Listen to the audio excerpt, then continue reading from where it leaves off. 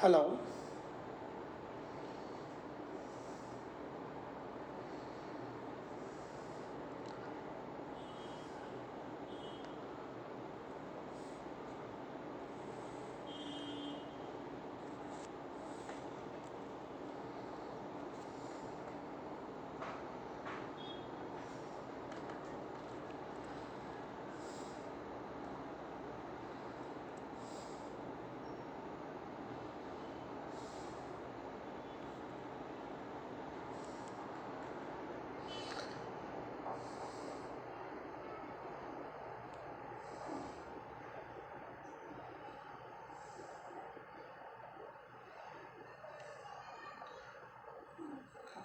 अधिक लोक कसे येतील ते पाहू आपण आणि मग चालू करावं. धन्यवाद. आवाज येतोय व्यवस्थित? ठीक आहे.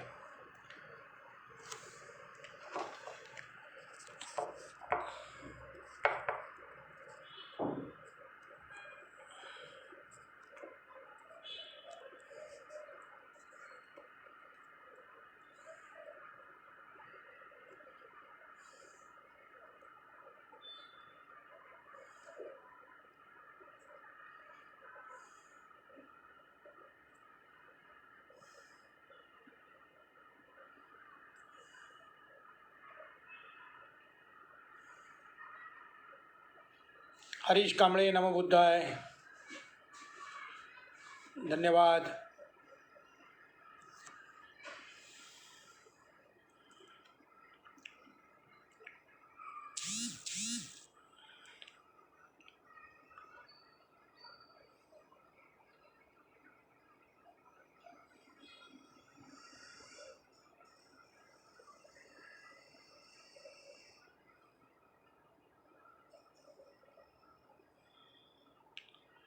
जय भीम.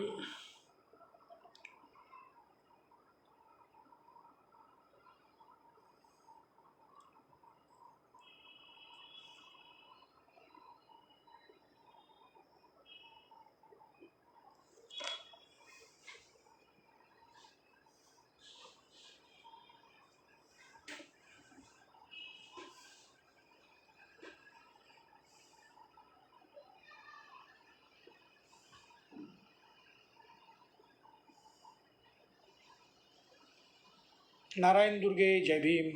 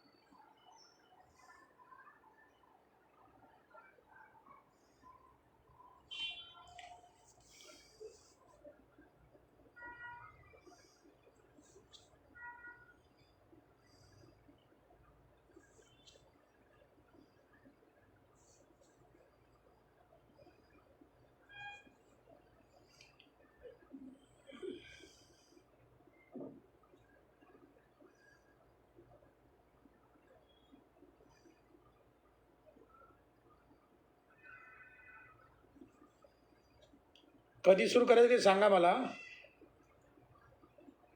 कारण एक सायजेबल लोक आल्याशिवाय चालू करणं कितपत योग्य आहे मला माहीत नाही.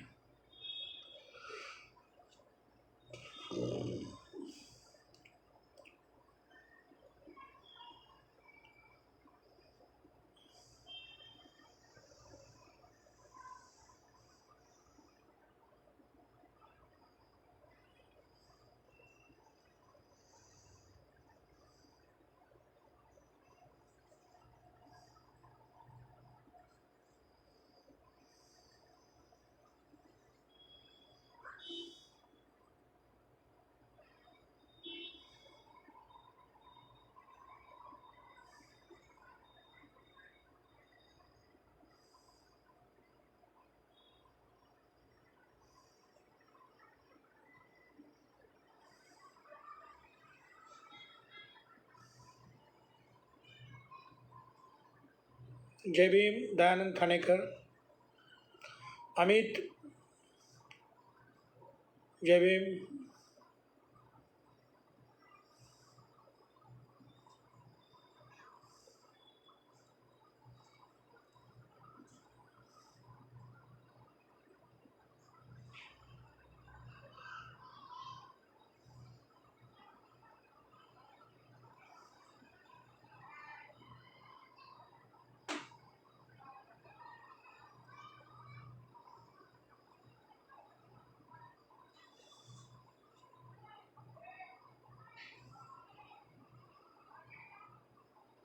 बलराज कांबळे.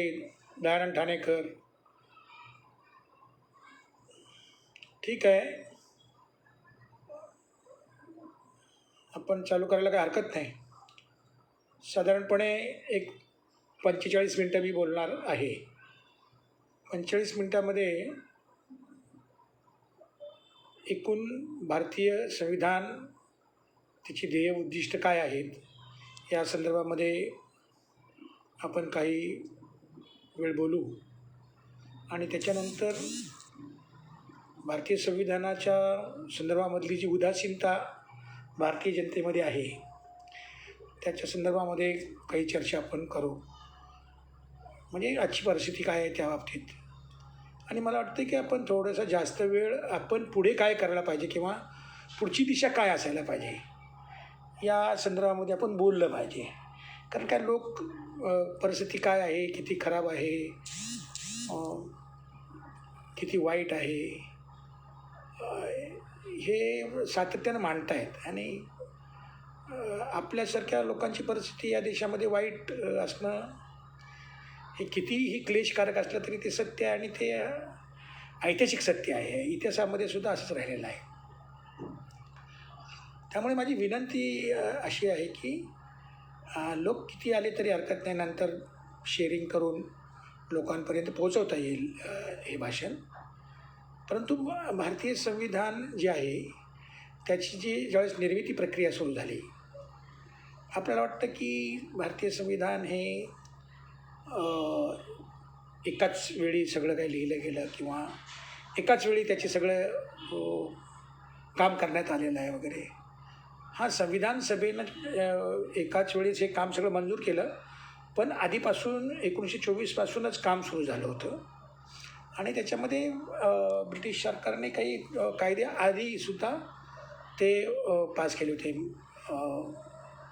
इथल्या जे काही लोकल बॉडीज जे तयार झाल्या होत्या, म्हणजे स्थानिक स्वराज्य जे दिलं होतं ब्रिटिशांनी काही ठिकाणी, तर ते त्या ठिकाणी काही काम अगोदर पण झालं होतं. आणि हा पण एक तसा विचार करण्यासारखा मुद्दा आहे की साधारणपणे बाबासाहेबांवर जी परिस्थिती म्हणजे जी जबाबदारी आली, ज्याच्यात बाबासाहेबांनी हे सगळं ड्राफ्टिंग कमिटीचे चेअरमन म्हणून हे सगळं लिहिलं, परंतु त्याची जी निर्मितीची जी प्रक्रिया आहे ती खूप विस्तृत आहे. कारण सर्व देशभरामधनं सर्व प्रकारचे म्हणजे प्रतिनिधी, राजांचे पण प्रतिनिधी होते, लोकांचे पण प्रतिनिधी होते, अशा पद्धतीने सर्व लोक निवडून ते 300च्या वर लोक होते. 15 तर स्त्रिया होत्या. आणि हे सगळ्या लोकांनी मिळून हे चर्चा केली. 2-2 वर्ष त्याच्यामध्ये गेलेले आहेत. आणि मग बाबासाहेबांनी त्या सगळ्या चर्चेला एक आकार दिला. त्यामुळे कधी कधी आपल्याला ह्या प्रक्रियेच्याबद्दल नीट माहिती नसते.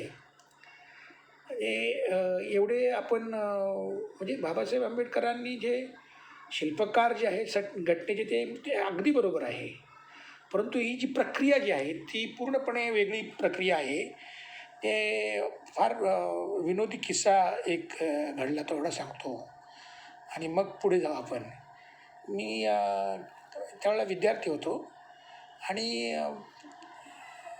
अमरावतीच्या बाजूला मी तिकडे एका कार्यक्रमाच्या निमित्ताने गेलो होतो. आणि जयंतीचा कार्यक्रम असल्यामुळे आपल्याकडे ते जयंतीच्या कार्यक्रमांमध्ये पहिले ते हे असते ना, संपूर्ण म्हणजे भाषणं वगैरे असतात आणि नंतर कार्यक्रम होता.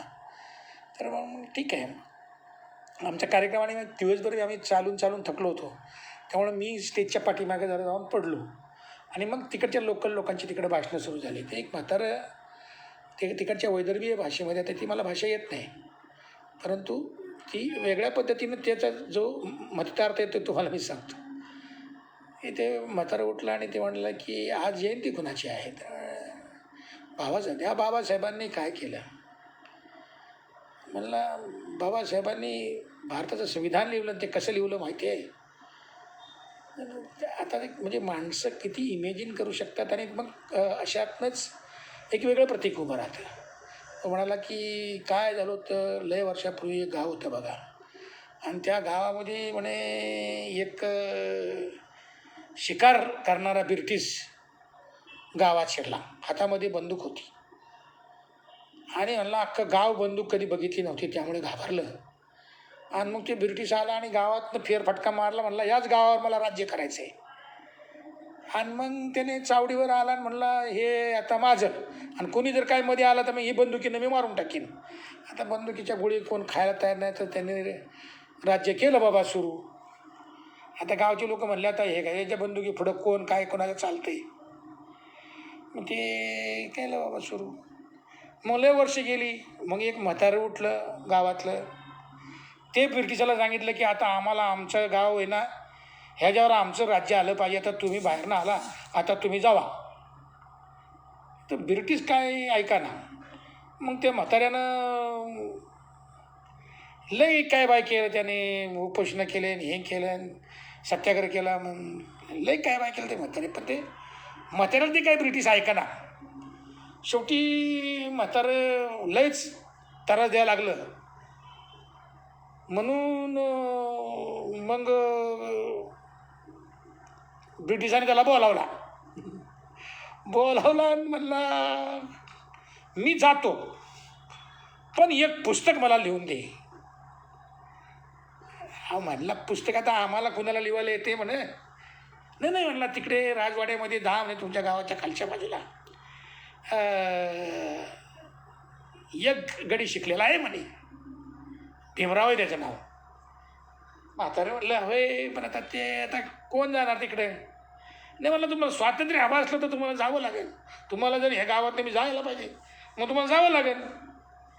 म्हातारं गेलं तर बाबासाहेब दिवा लावलेला आणि बसले होता पुस्तकाची चवड, आणि बाबासाहेब दिव्याखाली बसले होता अभ्यास करत. तेवढ्यात म्हातारा गेलं काठी टेकत. तर मग विचारलं भीमरावांनी, ओ म्हातार बाबा काय येणं केलं आहे?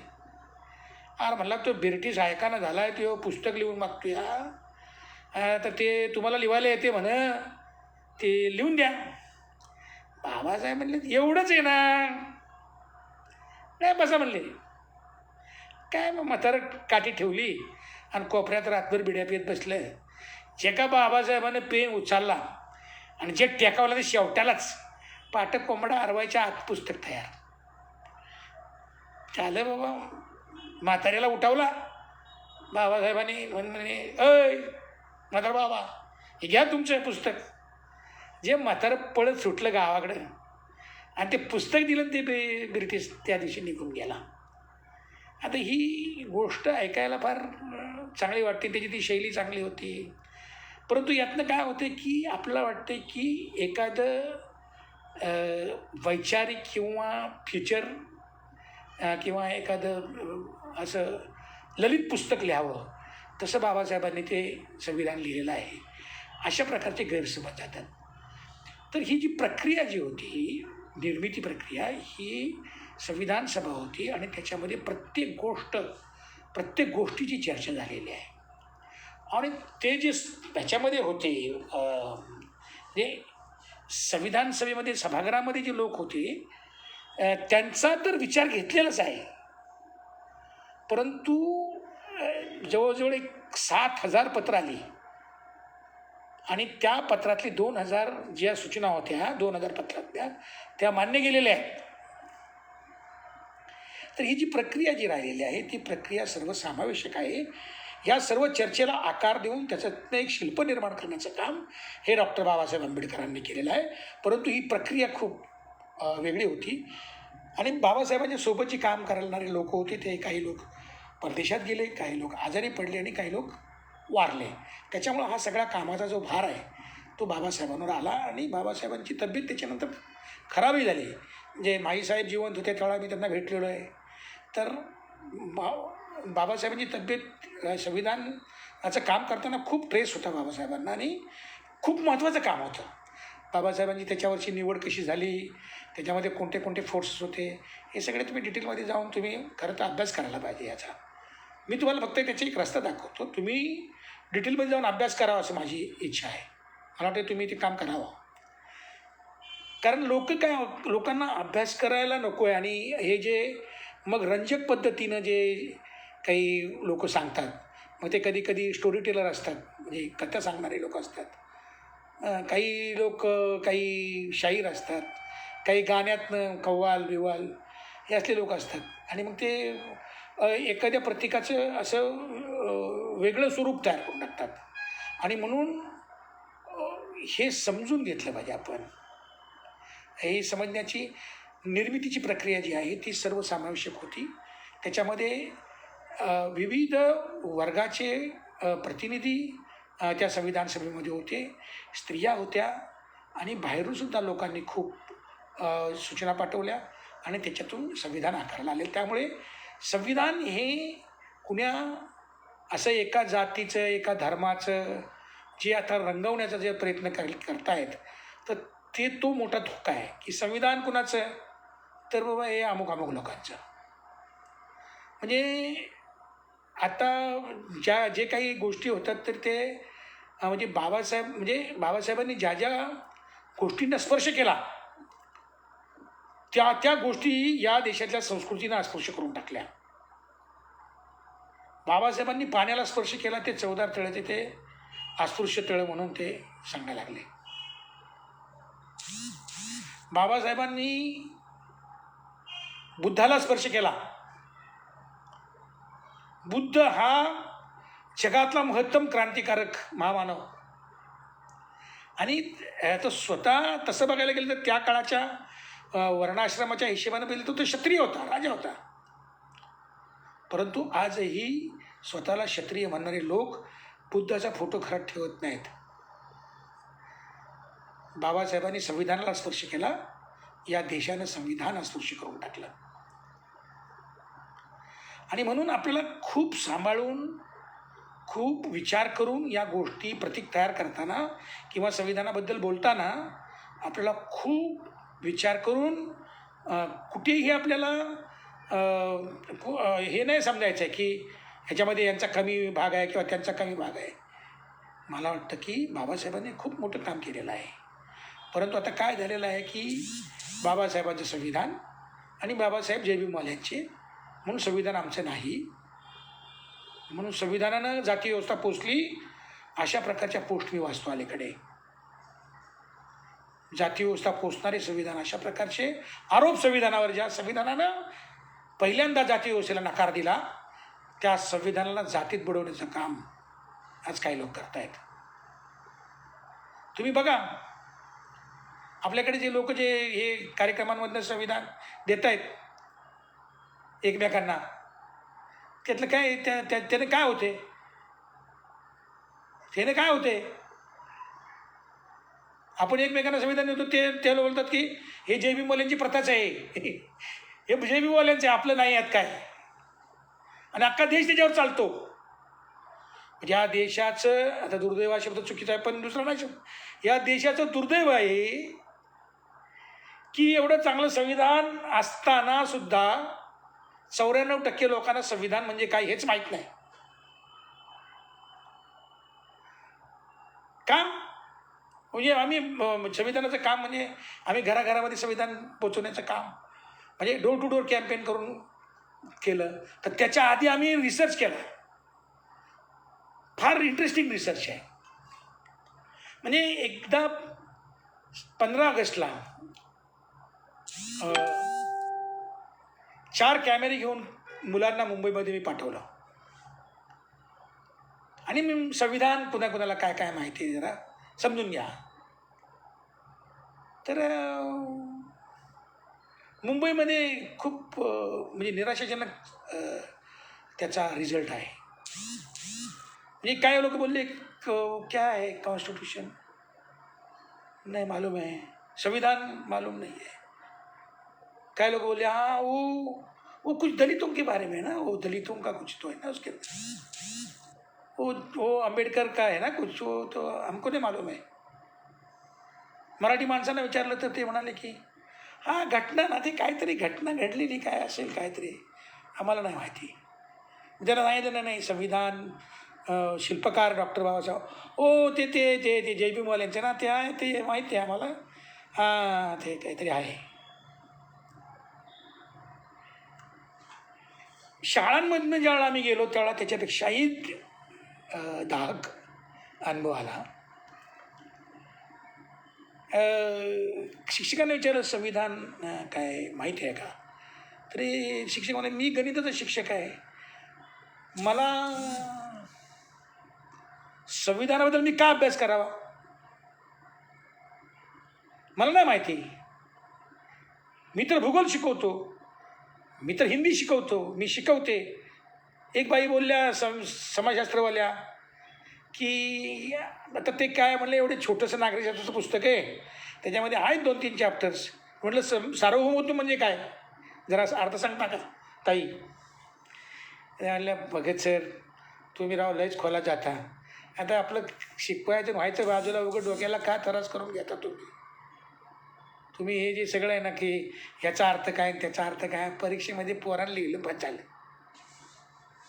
गाळलेले शब्द एका वाक्यात उत्तरं, ते काय नागरिकशास्त्राचं 20 मार्काची परीक्षा, त्या उगाच काय सार्वभौमत्व म्हणजे काय, धर्मनिरपेक्ष म्हणजे काय, याचं काय उगाच डोक्याचा उगाच काय शब्दांचा किस पाडत बसायचं. ही शिक्षकांची संविधानाबद्दलची उत्तरं आहेत. हे अत्यंत घाबरवणारी गोष्ट आहे. मी अत्यंत गंभीर झालो आणि त्यानंतर ठरवलं की जोपर्यंत 5 घरं फिरत नाही आपण, 5 घरं रोज, तोपर्यंत जेवायचं नाही. आणि ज्यावेळेला लॉकडाऊन व्हायच्या आधी आम्ही ते डोर टू डोर कॅम्पेन आपण सुरू केलं आणि त्याचा खूप मला तर खूप वेगळे अनुभव आले. म्हणजे आम्ही काय करायचो की हे संविधान सगळ्यांचं आहे मांडण्यासाठी खिशामध्ये एक अगरबत्ती घेऊन जायचो आणि ते कुणाचंही घर असू द्या, तिथे देव आहे त्याचा, तर त्याचा देव आहे, त्याला तर आपण काय करायचं आहे, त्याला आपली अगरबत्ती लावली तर आपण काय बारीक होतो का, आपण काय त्याला लावायचे. आणि तिथं मोठा माणूस कोणी आई असेल किंवा मोठा माणूस कोणी असेल, आजोबा असतील वडील, त्यांचं दर्शन घ्यायचं आणि आम्ही एक अत्यंत देशाचं काम चांगलं करतो आहे, तुम्ही आम्हाला आशीर्वाद द्या. त्या माणसाच्या पाया पडल्या, त्या आईच्या पाया पडल्यानंतर ते म्हणायचे की ही मुलं किती चांगली, ते काहीतरी चांगलं काम करतायत. आणि लोकांनी खूप चांगल्या पद्धतीनं आम्हाला रिस्पॉन्ड केला. आणि आम्ही काय करायचो तर संविधानाची कलमं सांगायला जात नव्हतो, तर संविधानाचं जे प्रियांबल आहे त्याची मूल्यव्यवस्था लोकांपर्यंत पोहोचवणं फार महत्त्वाची गोष्ट आहे. आता आपण जाऊ की संविधान निर्माण झाल्यानंतर जे पहिलं पान आहे ते नेहरूंनी त्याचा ठराव मांडला आणि त्या ठरावामध्ये ही संपूर्ण जिस्ट, संविधानाची जी एकूण जिस्ट आहे ती त्या एका वाक्यात आहे. ते प्रियांबल जे आहे ना ते पूर्ण एक वाक्य आहे आणि ते समग्र मानवजातीच्या मुक्तीचा जाहीरनामा आहे. तो फक्त भारतीय माणसाच्या मुक्तीचा जाहीरनामा नाही आहे. आणि म्हणून मागे मी एकदा बोललो होतो की भारतीय संविधानाचा सरनामा तोच आमचा जाहीरनामा. नंतर काही लोकांनी ते वापरलं, पुढे काय नाही, चांगलं आहे, वापरलं तर काय हरकत नाही, परंतु ते स्वतःच्या नावाने वापरतात ते असं चालतं, ठीक आहे. परंतु मला थोडक्यात सांगायचं येते की हा फक्त भारतीय लोकांच्या मुक्तीचा प्रश्न नाही आहे, मुक्तीचा सरनामा नाही आहे, तो अखिल मानवजातीच्या मुक्तीचा सरनामा आहे. आता त्याच्यामध्ये एकूण 21 संकल्प आहेत आणि या 21 संकल्पांना घेऊन आम्ही पुढे संविधानाचं काम डोर टू डोर कॅम्पेन करत होतो. परंतु मध्ये कोविड आला आणि कोविडनंतर ते डोर टू डोर कॅम्पेन जे आहे ते बंद पडलं. आता हे कोविड संपल्यानंतर आम्ही त्यातनं मग आम्हाला लक्षात आलं की अरे हे तर मोठ्या माणसांना ठीक आहे आपण शिकवतो आहे, पण आपण लहान मुलांसाठी काय केलं पाहिजे. मग माणुसकीची शाळा काढली आणि माणुसकीची शाळा जी आहे ती संविधानाची 21 जी संकल्प आहेत ते आपल्या संपूर्ण मानव धर्माच्या अंगानं ते सगळीकडे पोचवणे आणि ज्या मातीमध्ये जी परंपरा आहे मानव्याची मोठी परंपरा आहे, अगदी लोकायतापासून चर्वाकापासून बुद्धापासून एक मोठी परंपरा भक्ती चळवळ, संपूर्ण भक्ती चळवळ आणि अगदी गाडगेबाबांपर्यंत आणि डॉक्टर बाबासाहेब आंबेडकर, अगदी दाभोळकर, पानसरे, कलबुर्गी, गौरी लंकेश यांनी जी मानवतेची मूल्य या समाजाला दिली ती मूल्ये एकत्र केलेली आणि निसर्गाने मानव यांच्यामधलं जे द्वंद्व आणि ऐक्य आहे त्या ऐक्यामधनं काही मानवतेची मूल्य आहेत असं सगळं एकत्र करून माणुसकीची शाळा काढली. आणि ती माणुसकीची शाळासुद्धा आपण आणि खूप इंटरेस्टिंग आहे ते की आम्ही घराघरामधून जायचो तर त्यांना कळायचं नाही काय पोर काय करतायत म्हणून. तर त्यांना मग समजायचं की अरे हे काहीतरी चांगलं आहे. मग आम्ही मोठ्या माणसांना संविधानाचं जे साक्षरताचे जे वर्ग असतात त्याला घेऊन जायचो आणि मग लहान मुलांसाठी शाळा काढली. आता ती शाळा आम्ही आपली म्हणजे गाणं आहे, गोष्ट आहे, खेळ आहे, अरे मजा आहे, सगळी मजा आहे. आणि त्यातनं मूल्य संपूर्ण मानवतेची आणि संविधानाची जी मूल्य आहेत. आता मानवतेची मूल्य आणि संविधानाची मूल्य वेगळी नाहीत, परंतु काही लोकांनी त्याचाही गडबड केली. आपल्याकडे लोक इतके शॉर्ट म्हणजे अक्कल नाही ना, अभ्यास करत नाहीत, काय नाही, वाटेल ते बरळतात, वाटेल ते. तर त्यामुळे कसं आहे की बरळणाऱ्या माणसांचं मी जास्त कधी ऐकत पण नाही. पण काही लोकांनी म्हणले माणुसकी शाळा का, संविधानाची शाळा का नाही. म्हणलं ऑलरेडी संविधानाची शाळा चालू केली आहे नागपूरमध्ये, इकडे खोबरागड्यांनी आहे शाळा, संविधानाची शाळा पण आहे.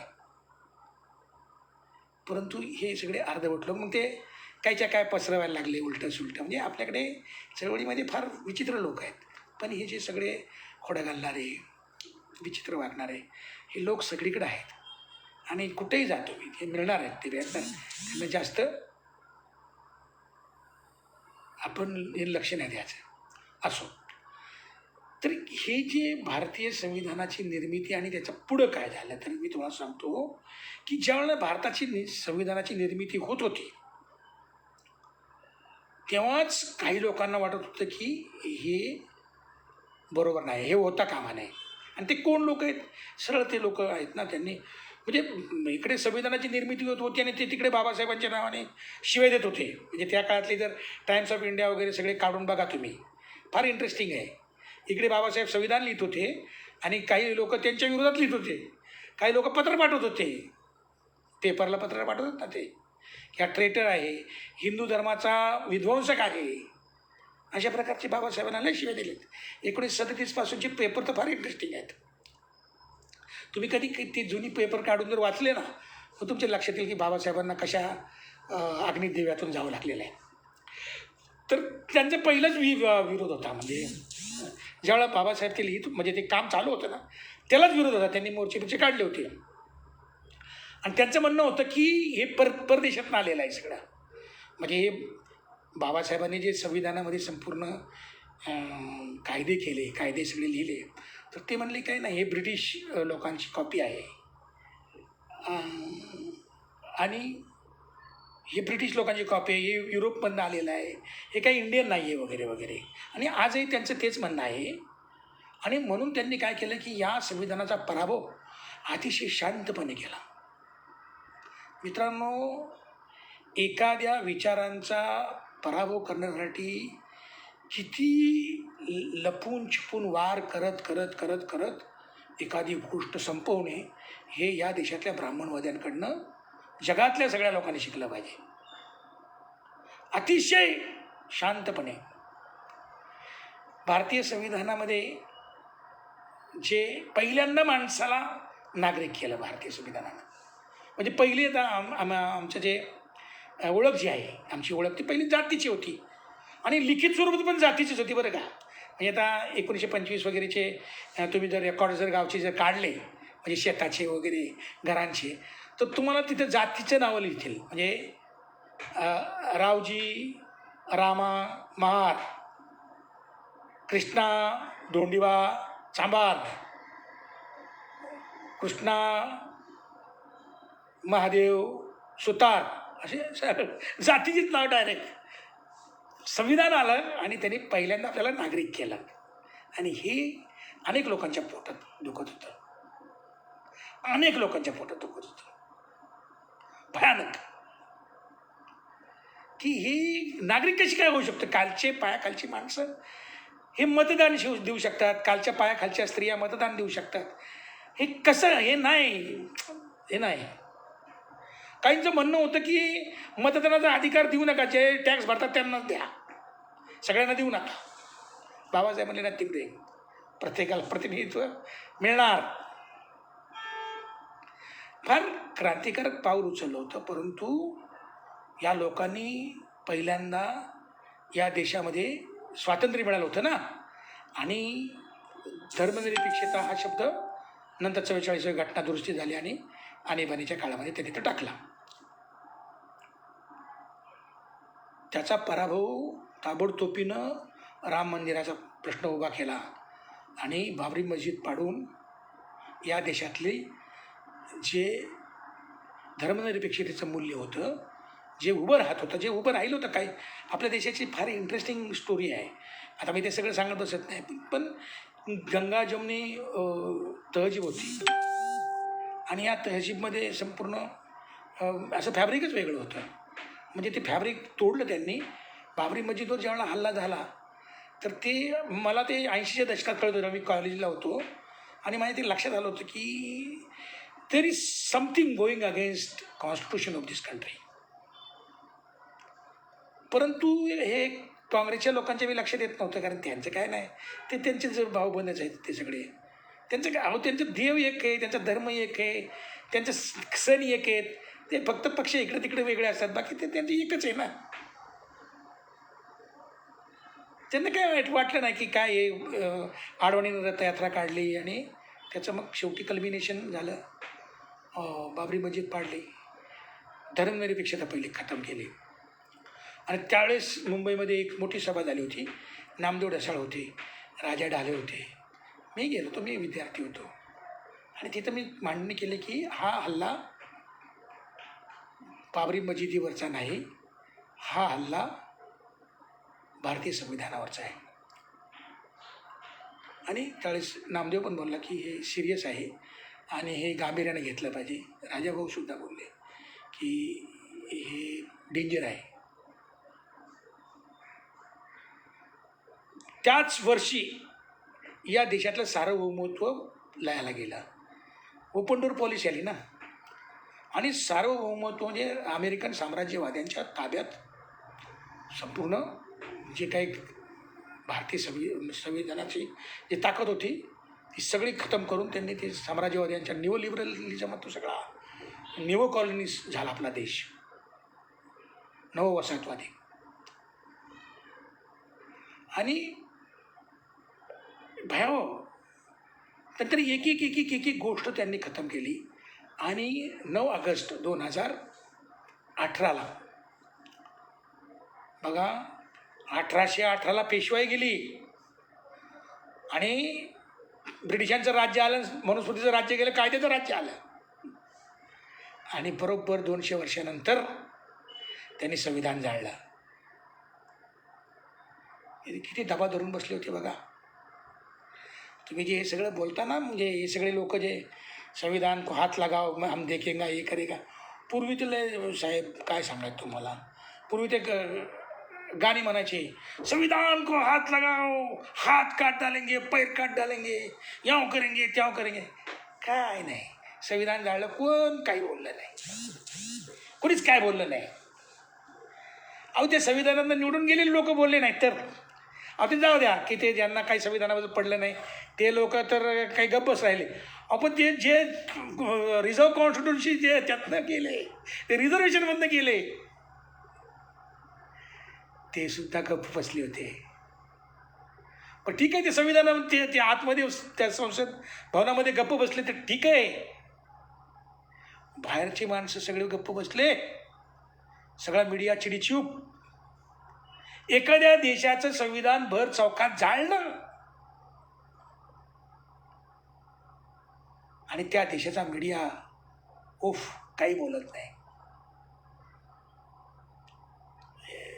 विचार करण्यासारखी गोष्ट आहे मित्रांनो.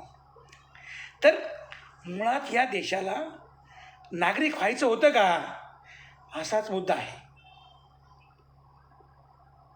बाबासाहेबांनी जबरदस्तीने तर नागरिक केलं नाही ना, म्हणजे या लोकांनी. तर मित्रांनो, एक नियम असा आहे समाजशास्त्राचा की ज्या देशामध्ये लोकशाही क्रांती होत नाही त्या देशामध्ये लोकशाही मूल्य यायला उशीर लागतो, ते उतरत नाहीत. काही विशिष्ट लोकांमध्ये उतरू पण शकतात, परंतु समग्र समाजामध्ये जी एक टेंडन्सी म्हणजे जे डेमोक्रॅटिक टेंडन्सी तयार व्हायला पाहिजे ती होत नाही. आणि आपल्या देशामध्ये लोकशाही क्रांती झाली नाही, आपल्याकडे ट्रान्सफर ऑफ पॉवर झाले आणि त्यातनं हे सगळे क्रायसिसचा जो आहे तो उभा राहिलेला आहे.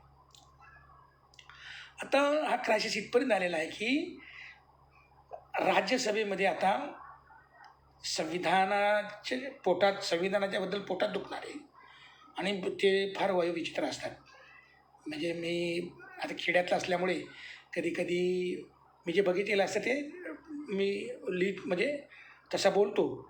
माझ्या मनात कुठं हे नाही की जात पात वगैरे असलं नाही, परंतु आमच्याकडे लहानपणी मी बघायचो की बोकड कापायचे ना, तर ते लोक काय करायचे, बोकड कापायच्या अगोदर त्याला पाणी पाजतात आणि पाणी पाजतात आणि मग नंतर कापतात.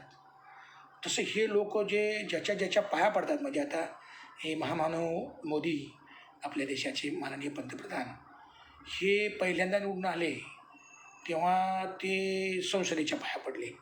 त्या पायरीवर बघा पाया पडले होते. माझ्या सरकन अंगावर काटा आला. म्हटलं हा संसद गिळतो माणूस 5 वर्ष, आणि गिळली त्याने. संसदेमध्ये तो आला नाही कधी, डिबेट नीट नाही काय, म्हणजे काय, आणि आला तरी त्या लोकांचे स्त्रियांचं म्हणजे कोणाचे ते शूर्पणखेचं हसून दाखवलं त्यात. ते बोलला की शूर्पणखा, म्हणजे MP बद्दलचे असे उद्गार. आणि काय नाही, त्या सगळे हुकुमशाहीप्रमाणे ती संपूर्ण संसद खतम करून टाकली. आणि जेव्हा दुसऱ्यांदा निवडून आलं तेव्हा त्यांनी संविधानाच्या पाया पडले. मी म्हणलं 100%. आणि त्यांनी 2018ला मग त्यांनी ते जाळलं. आता हे सगळं किती वाईट झालं हे आपण नेहमीच आपलं रडगाणं गाण्यात काय अर्थ आहे. आपण काय करायला पाहिजे हा मुद्दा आहे. आता हे जे ऐकणारे समजा काही 40-50 लोक असतील, ते आता ह्याच्यामध्ये काय होतं, गाणं म्हणा गाणं, म्हणजे एवढं सगळं सत्यानाश झाल्यावर मी ह्याला गाणं ऐकायचं आहे. ठीक आहे, मी गाणं म्हणेन, मी तुमचाच माणूस आहे, मी गाणं म्हणेन, परंतु संविधानाच्या बद्दल एवढं गंभीर वातावरण असताना आपल्याला अजूनही गाणं सुचतंय. गाणं म्हणू नये असं, मी शाहीर स्वतः, मी कलाकार आहे, परंतु याचं गांभीर्य आमच्यात सुद्धा नाही आहे. आणि म्हणून ते पहिलं आपल्यात ते गांभीर्य निर्माण करावं लागेल.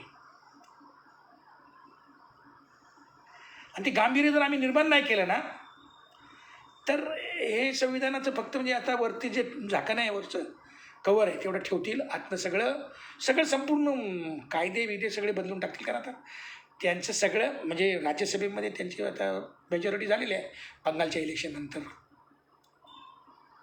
आता कोणताही कायदा सहजपणे पास होऊ शकतो. त्यामुळे संविधानाच्या माध्यमातून संसदेमध्ये प्रवेश करणारे लोक ज्या संविधानाच्या माध्यमातून ते आले त्याच संविधानाचा गळा घोटतील. परशुरामाने आईला मारलं होतं, जिच्या पोटी जन्माला आला त्या आईचा खून करणारे हे लोक आहेत.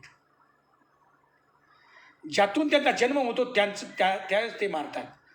आणि आपल्याकडे सुद्धा की जे जिथून जन्म होतो त्यांनाच मारण्याचं कारस्थान आपल्याकडे पण होतं. असं काय नाही, आपलेच ते ब्राह्मणवादी आहेत. ही सगळी परशुरामाची सगळे थिअरी आहे. तर जिथून आता त्यांनी संसदीय प्रणालीवर कब्जा कुठून केलेला आहे? संविधानाच्या माध्यमातून केलेला आहे. आणि जिथून जन्म झाला त्यांचा त्याचाच गळा घोटायचा, हे त्यांचं पहिल्यापासून आहे. संपूर्ण ब्राह्मण्यवादी जिथून जगतात, जिथून त्यांना जीवन मिळतं, ते संपूर्ण लोकांची वाट लावतात. ज्याची चप्पल घालतील त्याला अस्पृश्य करून टाकतील, ज्याचं अन्नधान्य खातील त्याला कारुणारू बनवून टाकतील, सगळं घरं बांधून घेतील, सगळं करून घेतील आणि तुम्हाला अस्पृश्य करतील. म्हणजे या समाजाचं शोषण करून करून करून ज्यांनी दिलं खायला, ब्राह्मणवादी कसे असतात, ज्यांचं खातात त्याच्यावर उलटतात.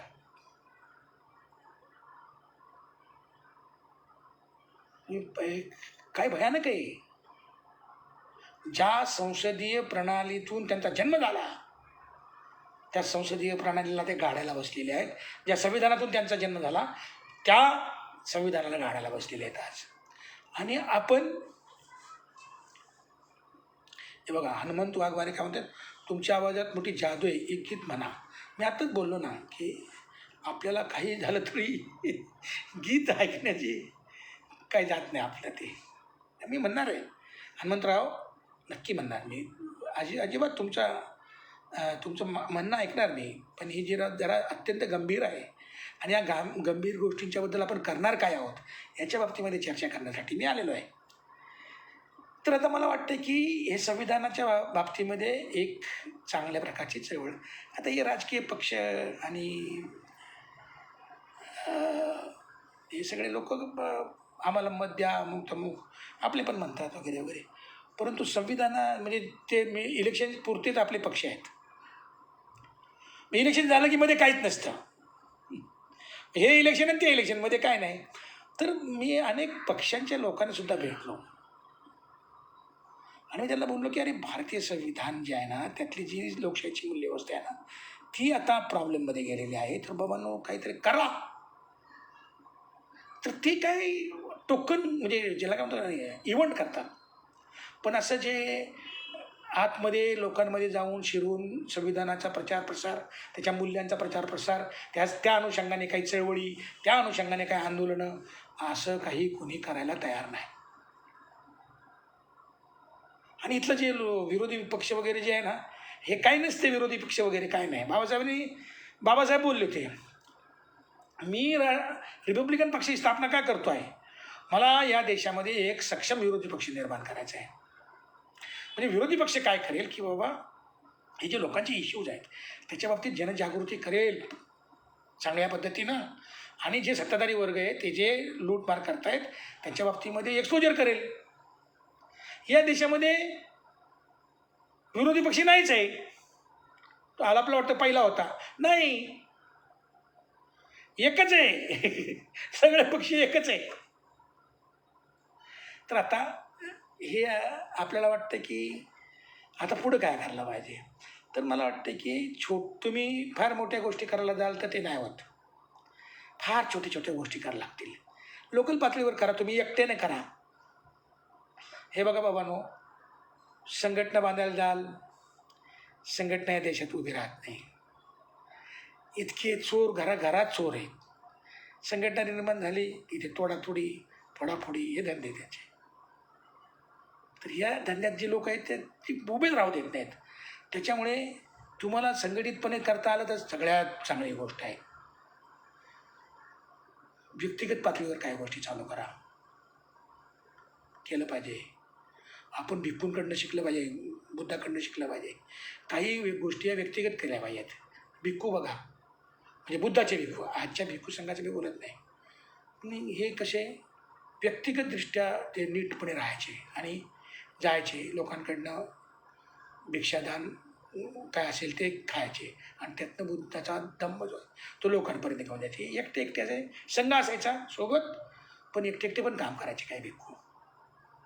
उगच साऊथ ईस्ट एशियामध्ये आणि चीनपर्यंत बौद्ध धम्म नाही गेला, हे खूप काबाड कष्ट केलेलं आहे.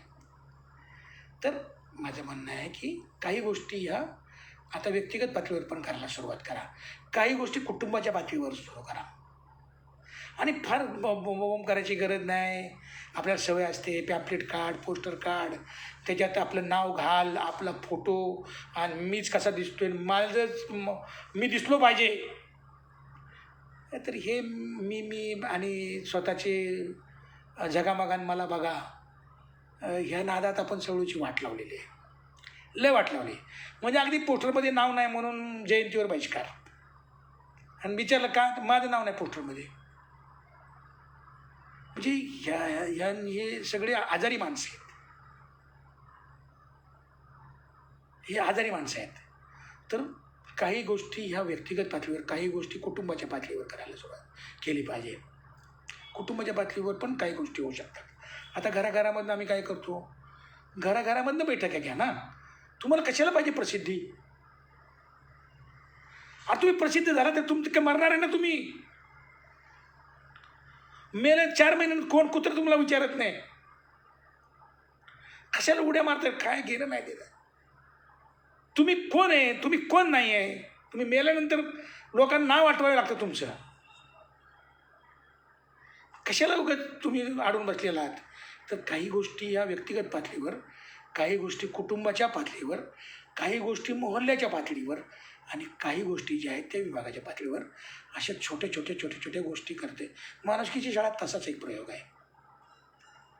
आम्हाला एकदम साधं आहे. आम्हाला आमच्यात कोणी नेता नाही आणि त्याचा कोणी कार्यकर्ता नाही. आमच्याकडे कोणी गुरु नाही, त्याचा कोणी शिष्य नाही. आमच्याकडे कोणाला 4 पैसे घेत नाही, कोणाला 4 पैसे देत नाही. आम्हाला प्रामाणिकपणे काम करायचं आहे माणुसकीचं, म्हणजे संविधानाचं. आता तुम्ही संविधानाचं नाव घेतलं की तुम्हाला पहिला दरवाजा बंद होतो, माणुसकीचं नाव घेतलं की दरवाजा खुला होतो. हे लक्षात घ्या. माणुसकी जे त्यांनी पण वापरली, धर्मानं पण वापरलेली आहे. इंटिग्रेटेड ह्युमॅनिझम हा RSSने वापरला. ते लोक ते सेवेच्या अंगानं ते बोलतात वगैरे. आपण तो इंटिग्रेटेड ह्युमॅनिझम बाजूला काढून त्यातले सेवा जे आहे ते चालू. तुम्हाला आता हे फार मोठं तुम्हाला सेटबॅक आहे ना.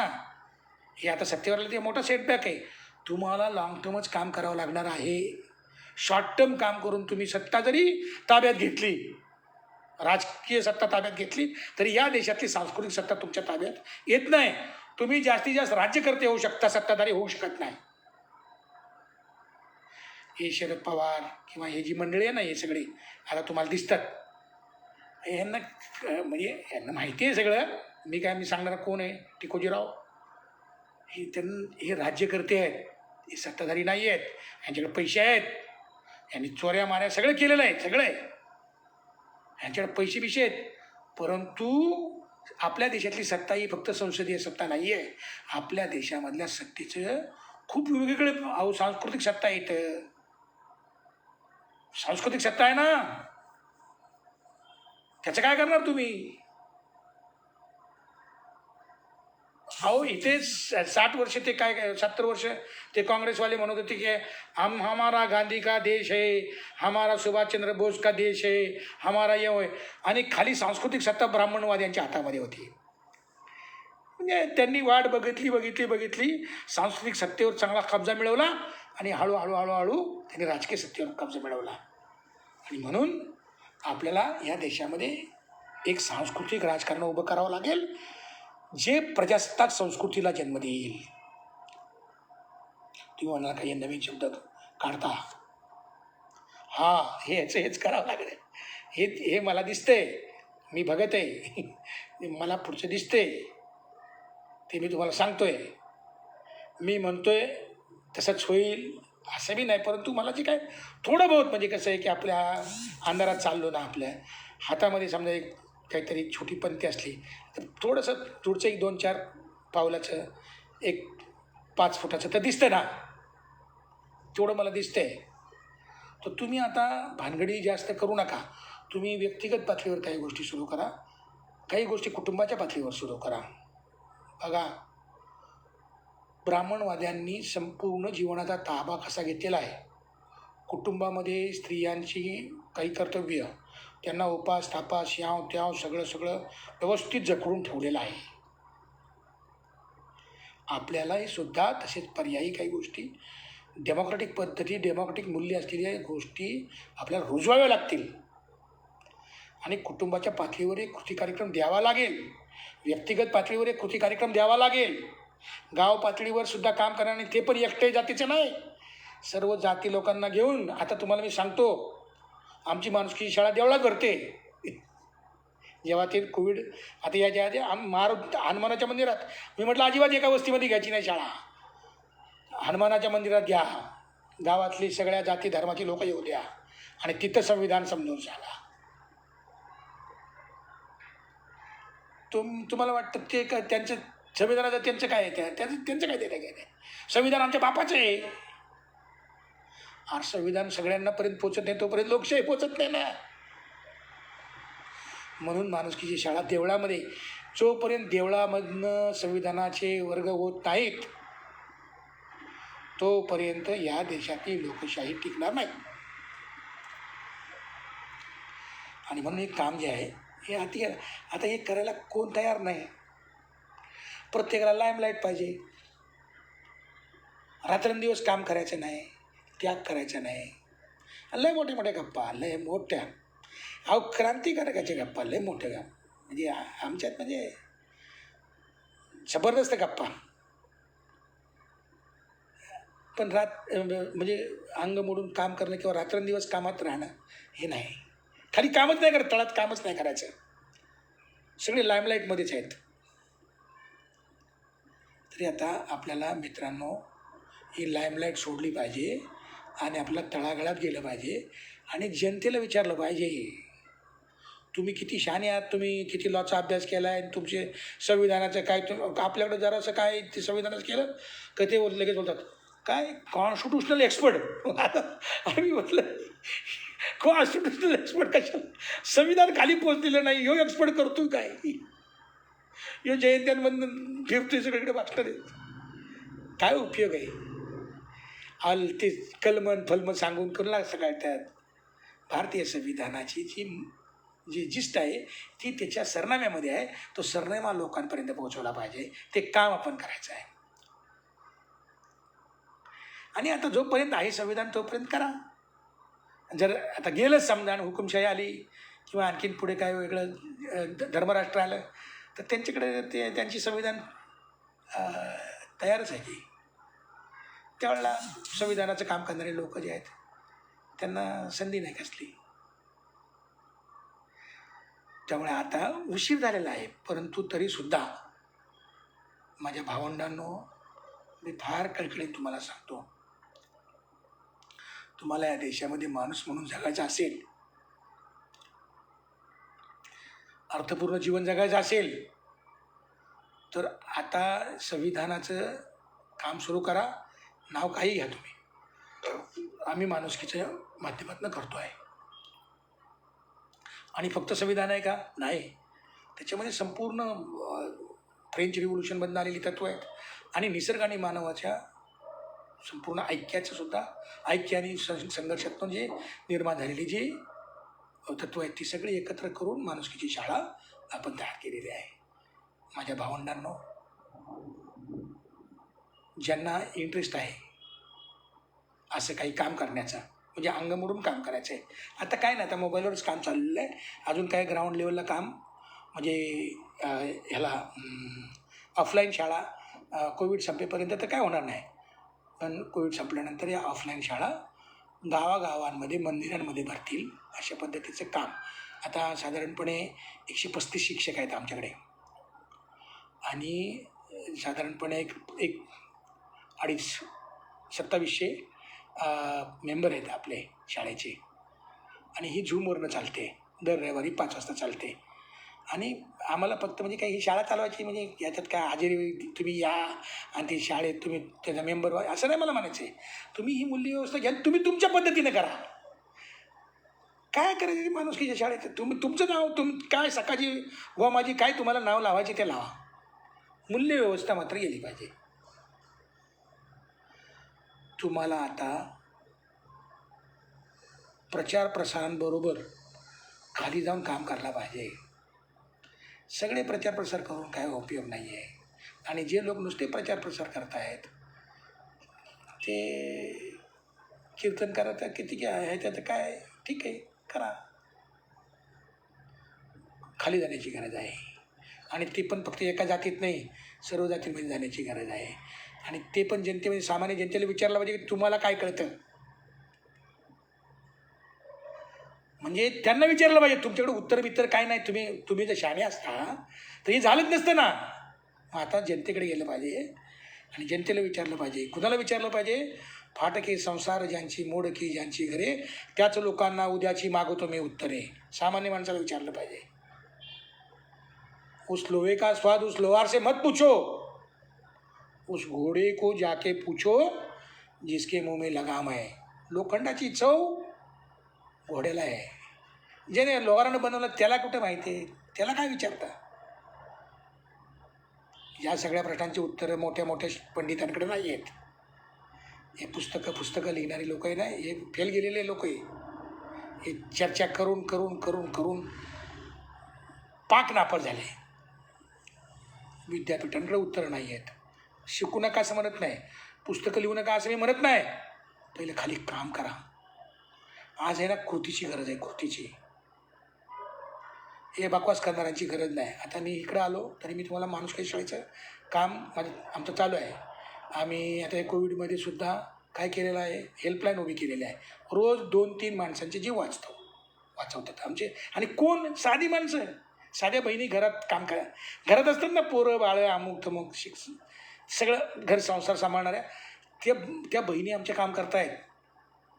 आणि ज्यांना काही कळत नाही ते नेटवर्क हे काय जिल्हा अधिकाऱ्यावर बोलू शकत नाही, डॉक्टरवर बोलत नाही, ती म्हणते बा दादा मला काही येत नाही, मी चपात्या आणि भाजी बनवते आणि दवाखान्यात जिकडे कुठं माणसं उभी असतील, ज्यांना जेवायला नसेल त्यांना मी देते.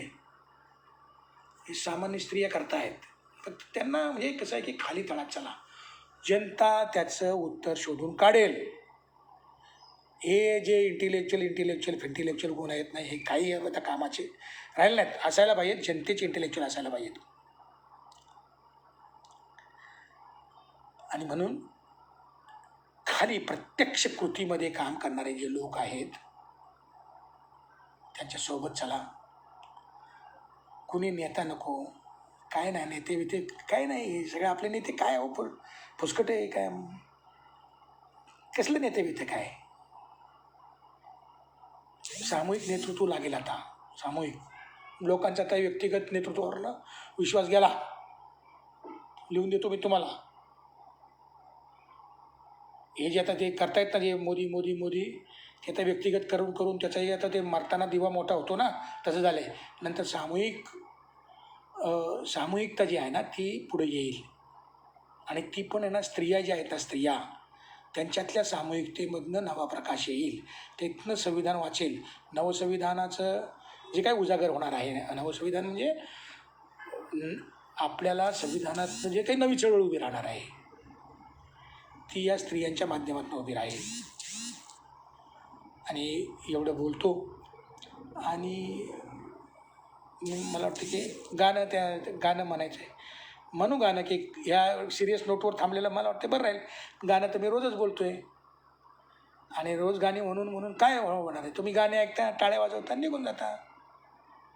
काय एंटरटेनमेंट झालं. या आपले बजावणारे ते संभाजी भगत शाहीर आहे, त्याला म्हण रे बाबा गाणं. ते गाणं म्हणते, आरडते वरडते, तुम्ही आपले एंटरटेनमेंट करते. तो गेला, झालं भाषण, तू तुझ्या घरी मी माझ्या घरी, चला हटाव गाणं. ही सगळी ही जी नकारात्मकता आहे ती सोडली पाहिजे. आणि खाली काम कर. आणि मी काम करतो म्हणून मी सांगतोय. मी तुम्हाला म्हणत नाही तुम्ही खाली काम करा. आम्ही काम करतोय खाली म्हणून तुम्हाला बोलतोय. सर्व जाती धर्मांमध्ये जाण्याची गरज आहे. मला वाटतं मी इनफ बोललेलो आहे. आपण सर्वांनी अतिशय शांतपणे ऐकून घेतलं, त्याबद्दल सर्वांचे मी अत्यंत आभारी आहे. पुन्हा एकदा सगळ्यांना वंदन करतो. बोलताना जर काही चूक झाली असेल तर ती माझी आहे, आणि जे काही चांगलं असेल ते महामानवांचं आहे, एवढं लक्षात ठेवा. आणि आपण सगळे लोक, सगळे मतभेद कसले मतभेद हो, काय मतभेद नाही, अहमगंड आहे, बाकी काय नाही. कसले मतभेद? संविधान या देशाचं लयाला चालले असताना तुम्ही कुठले मतभेद? जे संविधानावर प्रेम करणारे, संविधानाच्या मूल्यांवर प्रेम करणारे, संविधानाची मूल्य लोकांमध्ये घेऊन जाणारे लोक आहेत, त्या सगळ्यांनी एक या, असं माझं म्हणणं आहे. आणि एक येता येत नसेल तुम्हाला तर तुम्ही आपलं तुमच्या घराच्या लेवलवर, तुमच्या व्यक्तीच्या लेवलवर तुम्ही तुमचे कार्यक्रम शोधून काढा. माणुसकीची शाळा एक सर्व लोकांना सामावून घेणारा हा एक कार्यक्रम आहे. आणि ती संघटना नाही, त्याचा अध्यक्ष नाही, सेक्रेटरी नाही, त्याचा कोणी नेता नाही, त्याचा कोणी कार्यकर्ता नाही, त्याचा कोणी गुरु नाही, त्याचा कोणी शिष्य नाही, आणि कोणी शिकवायला आलेलं नाही. शिकायला आलेले सगळे विद्यार्थी आहेत. एवढंच बोलतो आणि थांबतो. धन्यवाद. जय भीम, जय भारत. हां, काय कोणाचा प्रश्न आहे का? बघूया काय प्रश्न. अनिल, रे बापू, कोणाचे काय प्रश्न बिष्ण असतील तर सांग मला, आणि नसेल तर मग आपण थांबूया का रे अनिल? आदरणीयांना अतुल्य व्याख्यान, आभार. Somnath Kadam, okay, very nice, okay. Balaji Totwe, जय भीम सर. ते कोण आहे या? कदम आहे का? थांबू ना मग कदम?